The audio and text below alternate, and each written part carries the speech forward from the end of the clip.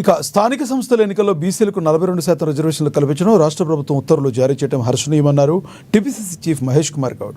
కాంగ్రెస్ ప్రభుత్వం బీసీల పట్ల వారిని రాజకీయ, విద్య, ఉద్యోగ రంగాల్లో అభివృద్ధి చేయాలన్న చిత్తశుద్ధికి నిదర్శనమన్నారు.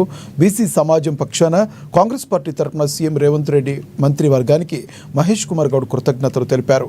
రాహుల్ గాంధీ ఇచ్చిన మాట తెలంగాణలో కాంగ్రెస్ సర్కార్ అధికారంలోకి రాగానే కృషి చేశామని తెలిపారు.